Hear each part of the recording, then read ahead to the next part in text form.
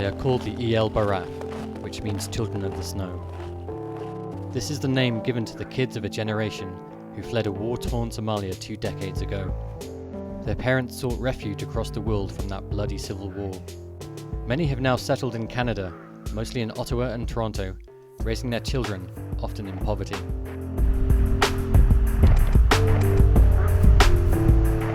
My name is Almis Ali Aman. I am 18 years old. I was born in Ottawa, born and raised.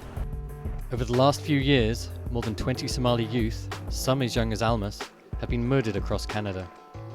From Edmonton to Toronto, most have been gunned down as a result of their involvement with drugs and gangs. Eager to make a quick buck, keen to fit into their adopted homeland, many have fallen through the cracks.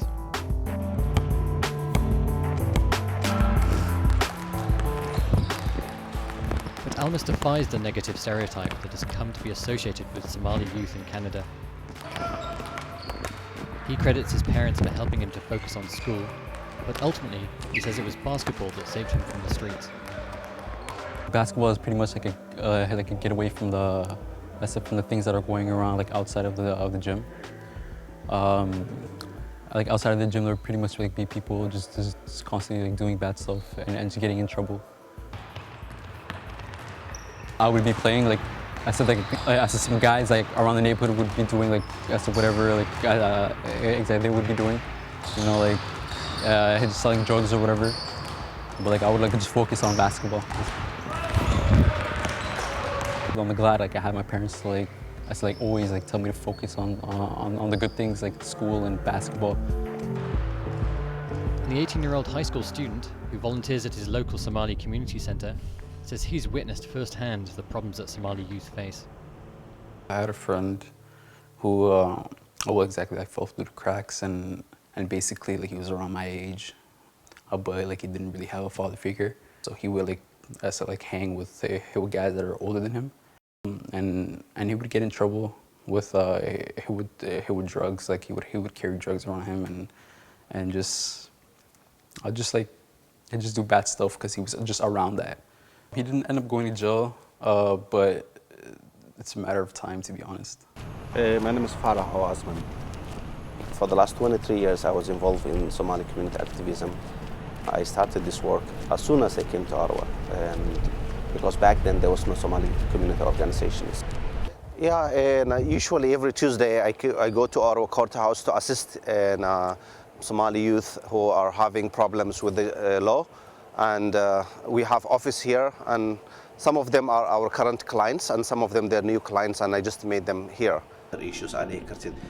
Today I have a particular client who have some issues, and he was on bail, and he breached, some of the bail conditions. So that's why he's back here today. Some of the services that we provide include drug prevention and treatment for a number of young people who are struggling for addiction issues. And we have also another project funded by Justice Canada. It's called Somali Youth Justice Engagement.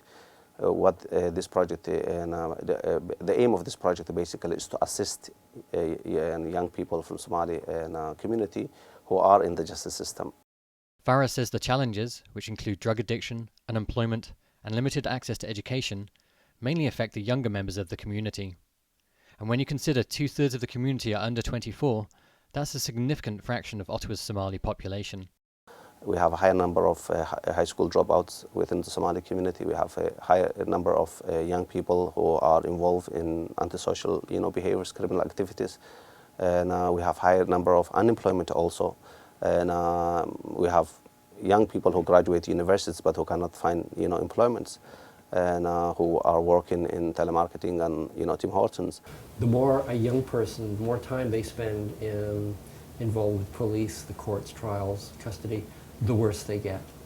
So our best practice, I guess, or evidence-based practice is to get the kids out of the justice system to address the addiction problems that are the healthcare problem that got them in trouble with the justice system in the first place. This service and others is showing to the Somali kids as well as to others in the community that there is some care to what's happening to you, and that they are treated in a way that will avoid that sort of sense of socialization and what the hell, why not? I don't owe anything to this country because they've given me nothing. But Welsh admits limited funding has restricted the scope and effectiveness of their program. So we're doing what we can. And usually something is better than nothing.